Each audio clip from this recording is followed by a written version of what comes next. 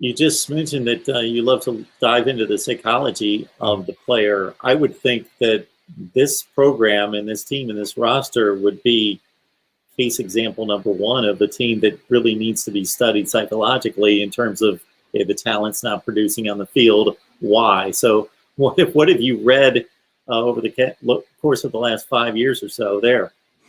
So what it's through multiple coaches, right? So it's not just Tom, and I never want to seem like I'm bullying Tom. Tom did a lot of good things. I don't have a dislike of Tom, but there was just some organizational things going on there that he might have aired a bit authoritarian, and in a way that turned players off. And so you can have the Sabans of the world, you can act like that with rings. But I think because we didn't have any rings and, weren't getting the conference, then it just kind of turned players off. You had a lot of the political stuff that occurred with UT that kind of, put fan base against players, and just a lot of drama and just not a healthy situation, regardless of how you feel about it. And so that was nerve-wracking. And I think ultimately it's been development.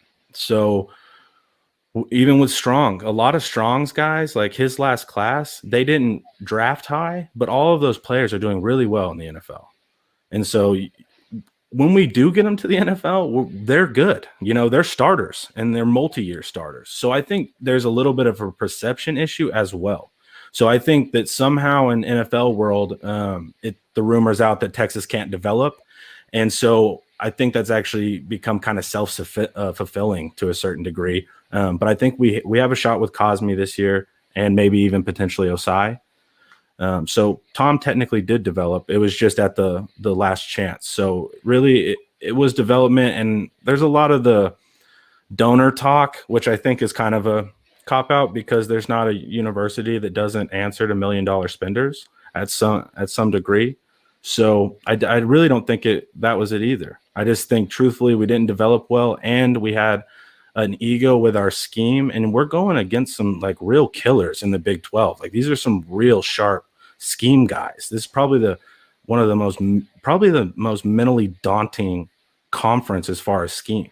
So you really have to be on your P's and Q's, studied up. You can't be using schemes from 2 or 3 years ago. It has to be today's schemes to win. The pro Tom Herman person would point to all the close losses. In particular, just the Iowa State game, even though that was a disappointing season in 2020, it's also a compromised season, so you got to take that with a grain of salt to a certain extent. But if they beat Iowa State in a game that came down to a last-second field goal, then they're playing in the Big 12 championship game instead.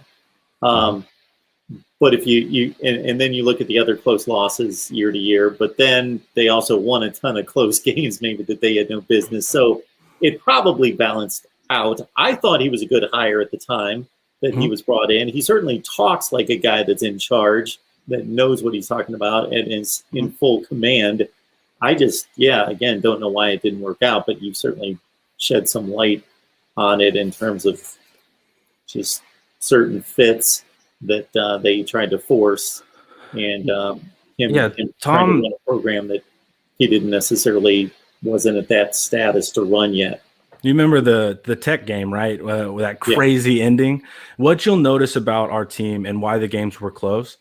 The games were close because we were trying to do something called game control, which is something that was important to Tom. And I agree with it. It makes sense, but we were being a little bit silly with it. So we would try to, slow down their offense towards the end, and they would score on us. And we tried again. It just would not work. And so we couldn't game control. So by the end of it, we'd be down 2 scores, and we got like a minute and a half to win the game.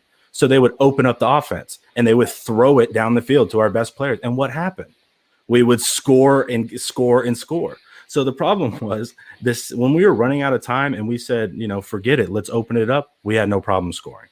The only times we had problems scoring is whenever we were trying to do like this mental master control of the field. And so that was the big difference, is whenever we just let it fly, we're a scary team. But when we overthink it, we are definitely slowing ourselves down.